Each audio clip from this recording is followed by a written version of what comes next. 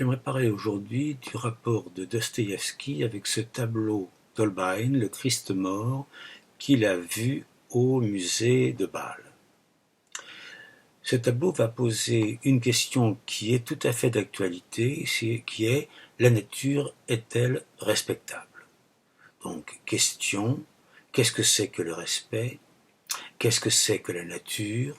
Quels sont nos rapports actuels avec la nature?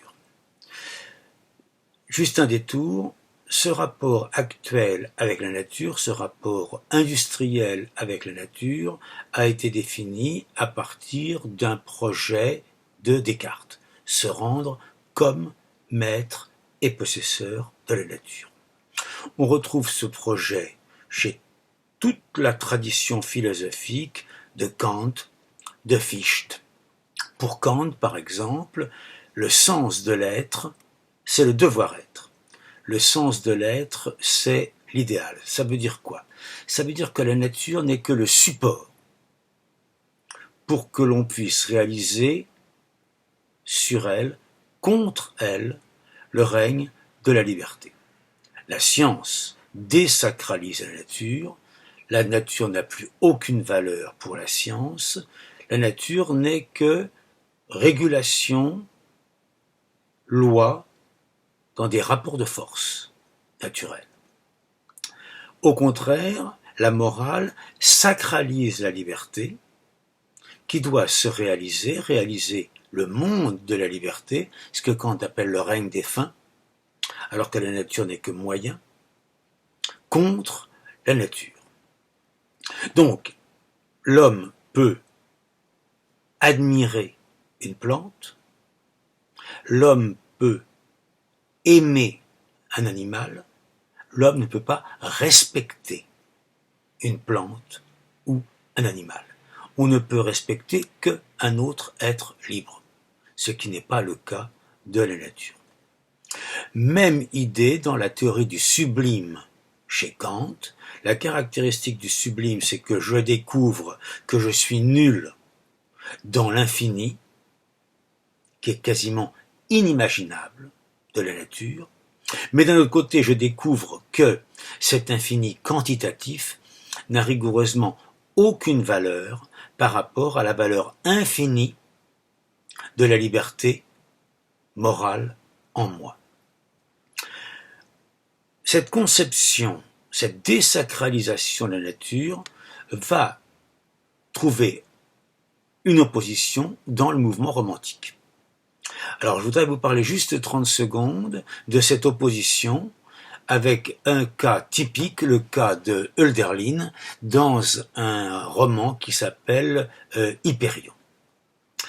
Dans ce roman, il y a 3 personnages. Hyperion, qui est le nom du soleil, c'est le héros, qui va être déchiré entre d'un côté la femme qu'il aime, Diotima, qui représente la nature, et d'un autre côté, un personnage qui lui rappelle constamment son devoir, Alabanda, qui représente l'histoire.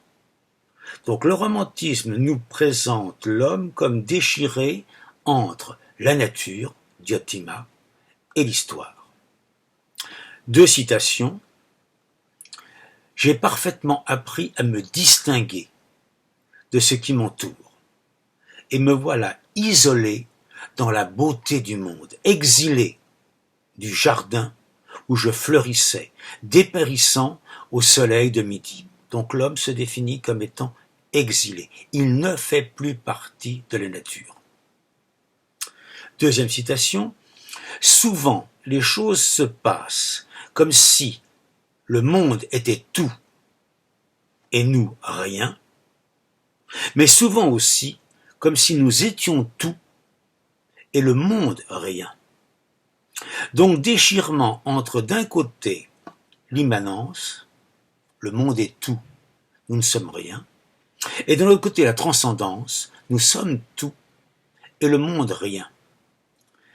Et donc, le romantisme va expliquer que nous avons la nostalgie quand on se promène dans une forêt, quand on monte en haut d'une montagne, nostalgie de se fondre dans la nature et de s'y oublier.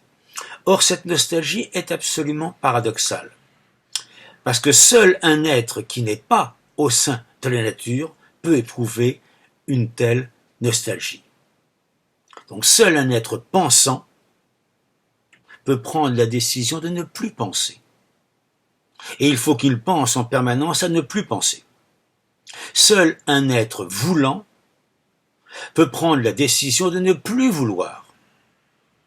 Et il faut qu'il veuille en permanence cesser de vouloir. Seul un être libre peut vouloir se fondre dans la nature, mais se fondre dans la nature, ça veut dire quoi? Ça veut dire vouloir être un animal. Alors même qu'il sait que l'animal n'éprouve pas cette émotion esthétique face à un paysage. Voilà le débat. Rationalisme, romantisme. Quelle va être la position de Dostoïevski dans ce débat? Globalement, pour Dostoïevski, poser que la nature doit être respectée, ça veut dire sacraliser la nature.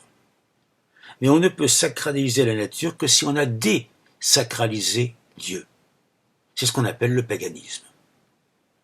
Or, si on a désacralisé Dieu, ça veut dire que tout dans la nature, toutes les productions de la nature, toutes les lois de la nature proviennent du hasard. Et vu que tout cela est apparu par hasard, tout cela peut disparaître par hasard. Si dans la nature il y a des lois, c'est par hasard, et donc demain, ces lois de la nature peuvent disparaître. Et on ne peut pas compter sur ces lois de la nature. Mais c'est la même chose pour les œuvres des hommes. Si l'homme est apparu par hasard, si l'individu est apparu par hasard, et s'il peut disparaître sans laisser de traces, c'est la même chose pour le genre humain. Donc le genre humain peut disparaître demain, et tous les efforts, toutes les œuvres des hommes n'auront servi rigoureusement à rien. Donc l'effort de l'homme pour donner un sens à sa vie sera ridicule, insensé. Il est très paradoxal que la nature ait produit par hasard et sans aucune intention un être qui a besoin de trouver un sens à sa vie. Alors si maintenant je passe au tableau d'Holbein, le Christ mort, que Dostoïevski et sa femme en voyage en Europe avaient vu au musée de Bâle. Pour Dostoïevski, c'est très simple, ce tableau décrit le moment où la nature a gagné. L'être qui incarnait le sens, Jésus, va être repris et son corps va être décomposé dans le cercueil. Donc finalement, c'est pas simplement tu es poussière et tu retourneras à la poussière, c'est tout est poussière et tout retournera à la poussière. Alors je vous lis les deux textes. D'abord, le témoignage de la femme de Dostoïevski sur ce qui s'est réellement passé, puis la façon dont Dostoïevski va transposer cet événement qui l'a bouleversé dans le roman L'Idiot. Nous sommes le 12 août 1867 et on trouve dans les mémoires de sa femme Anna. Ce tableau est l'œuvre de Hans Holbein. Il représente un Christ ayant subi des souffrances inhumaines, qu'on a descendu de la croix et dont le corps est offert à la décomposition. Son visage bouleversé est couvert de plaies sanglantes et son apparence est horrible. Ce tableau a produit sur Fiodor une impression écrasante. Il s'est arrêté devant comme frappé par la foudre. Quant à moi, je n'avais pas la force de le regarder. Il me faisait trop mal, surtout que ma santé n'était pas très bonne. Je suis allé voir les autres salles. Quand je suis revenu, 15 minutes ou 20 minutes plus tard, Fiodor était toujours planté devant le tableau, comme enchaîné. Son visage bouleversé présentait cette expression d'épouvante que j'ai observée dans les premières minutes d'une crise d'épilepsie. Voilà maintenant ce que cela donne transposé dans la forme romanesque. Nous sommes dans le roman L'Idiot, l'Idiot c'est le Christ, volume 2, page 143, dans la traduction d'André Markovitz. Je me suis souvenu soudain d'un tableau que j'avais vu chez Rogojine, dans une des salles les plus sombres de la maison, au-dessus de la porte. Lui-même, il me l'avait montré en passant. Moi, je crois bien que j'ai passé 5 bonnes minutes à le regarder. Du point de vue artistique, il n'avait rien de beau. Mais il a fait naître en moi une sorte d'inquiétude étrange. Ce tableau, il représente le Christ à peine descendu de croix. Je crois que les peintres, d'habitude, ont toujours préféré représenter le Christ sur la croix ou descendu de la croix, avec à chaque fois une beauté extraordinaire sur le visage. Cette beauté, il cherche à la conserver même dans les supplices les plus effrayants. Dans le tableau de Rogojine, il n'y a pas même une allusion à la beauté. C'est, au plein sens du terme, le cadavre d'un homme qui a supporté des supplices infinis avant la croix, les plaies béantes, les coups de fouet, les coups infligés par la garde, ceux infligés par le peuple quand il portait la croix et qu'il est tombé sous cette croix, et finalement son supplice sur la croix pendant 6 heures de suite. Si c'est vraiment un cadavre comme celui-ci, et réellement, cela devait être le cas, qu'ont vu tous ses disciples, tous ses futurs apôtres principaux, qu'ont vu les femmes qu'il avait suivies et qui étaient restées devant la croix, tous ceux qui l'adoraient et qui croyaient en lui, comment ont-ils pu croire, en regardant ce cadavre, que ce supplicié allait ressusciter? Ici, sans qu'on le veuille, il vous vient cette idée que si la mort est tellement monstrueuse et les lois de la nature tellement terribles, alors comment les surmonter? Comment les surmonter dès lors qu'il voyait incapable de les vaincre même celui qui, quand il était vivant, dominait la nature, celui à qui elle se soumettait, celui qui s'exclama « Talitha Kumi » et la Vierge se leva. « Lazare, lève-toi et marche » et le mort fut debout. En regardant ce tableau, on croit entrevoir la nature comme une espèce de bête énorme, impitoyable et muette. Ou plutôt oui, ou plus justement même, si c'est étrange, comme je ne sais quelle machine énorme de construction nouvelle qui, d'une façon absurde, aurait saisi, aurait brisé et englouti, obtuse et insensible, un être grandiose, inestimable, un être qui, à lui seul, aurait valu toute la nature et toutes ses lois, toute la terre, laquelle, toute, qui sait, n'aurait été créée que pour cette seule apparition. Ce tableau, c'est comme si justement il exprimait cette idée d'une force obscure, insolente, éternellement absurde, à laquelle tout est soumis, et c'est malgré nous qu'il nous transmet cela.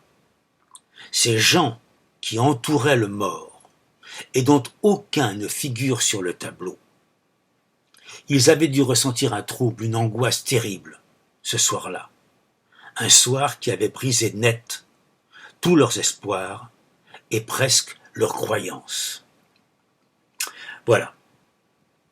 Le souvenir, l'événement réel et la transposition romanesque de ce rapport avec le tableau d'Holbein. Qu'est-ce qui stupéfie Dostoïevski dans le tableau? Pour le contenu, d'abord, c'est le moment choisi. D'habitude, on peint la crucifixion ou la résurrection, mais pas le moment intermédiaire, le moment de la décomposition. Puis, pour la forme, nous sommes à l'opposé du sublime. Nous sommes dans la laideur. Nous sommes dans l'horreur de la souffrance, de la torture, de la mort. Il n'y a aucune mise en gloire. Alors, que signifie maintenant ce tableau tout à fait exceptionnel par rapport au code habituel? Ça veut dire que rien de transcendant ne gagne. On n'échappe pas à l'immanence. Finalement, la nature gagne. On a cherché depuis la feuille de vigne à détourner une feuille de la nature pour lui faire jouer un rôle symbolique. On a cherché à s'arracher, comme le baron de Munchausen qui se tire par les cheveux, que je n'ai pas, pour sortir lui et son cheval de l'eau. On a donc cherché par un effort à se dégager de la nature. Rien à faire. La nature gagne. La mort, le non-sens, a gagné. Donc finalement, tout était poussière, tout retournera à la poussière. L'homme, c'est donc un effort de composition de sens. La nature, c'est un effort de décomposition, de non-sens. Munchausen n'arrivera pas à s'arracher de son étang de boue, lui et son cheval, en se tirant par les cheveux.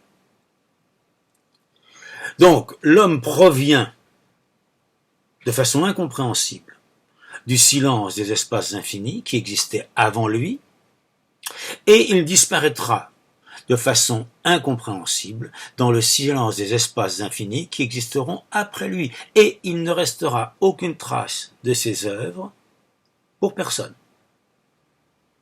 L'apparition d'un être libre et intelligent n'aura eu aucun sens. Conséquence de cela, très souvent on pose que la sagesse, c'est la contemplation du monde du point de vue de l'éternité. Pour Dostoïevski, la contemplation du monde du point de vue de l'éternité, c'est pas du tout une source de sérénité, c'est au contraire une source d'angoisse. Ça veut dire que le récit humain qui a eu un début aura une fin, et que plus personne ne s'en souviendra, lorsqu'on sera revenu dans le silence et dans le bruit. Au passage, une idée intéressante aussi, à mon avis, chez Dostoïevski, c'est qu'on est passé de la peur à l'angoisse. La peur, développée par Kierkegaard puis par Heidegger, la peur, c'est la peur de quelque chose. L'angoisse, c'est la peur de rien du tout. L'angoisse, c'est la situation de l'homme qui se pose la question « mais pourquoi y a-t-il l'homme dans la nature ?» et qui ne trouve plus aucune réponse. L'angoisse, c'est la situation de l'homme qui sait que sa vie est finie et qu'il va vers la mort, et que c'est justement ça qui lui permet d'être un individu. Mais qui se pose la question de savoir si c'est pas la même chose pour le genre humain. Est-ce que le genre humain qui est apparu dans le temps ne va pas nécessairement disparaître dans le temps? On voit donc qu'on est face à deux niveaux de sens. Un niveau que j'appellerais celui d'Aristote et un niveau que j'appellerais celui de Pascal. Pour Aristote, le sens, ça consiste à réunir autour de soi, de ses amis, de sa famille, de sa patrie, toutes les conditions pour avoir une vie mesurée, une vie apaisée, réconciliée, sans contradiction, une famille sans conflit, une réunion d'amis sans querelle, une patrie unifiée. Mais on sait que l'individu est fini, la famille est finie, la patrie est finie. Elle a commencé, elle disparaîtra. D'où le second niveau de sens, le niveau Pascal. Pourquoi l'homme dans la nature? Et pour ça, il faut faire une hypothèse inquiétante. Cette hypothèse inquiétante, c'est la fameuse formule Vanitas vanitatum omnia vanitas. Vanité des vanités, tout est vanité. Or, qu'est-ce que c'est que cette décomposition du corps du Christ? C'est la victoire de la vanité.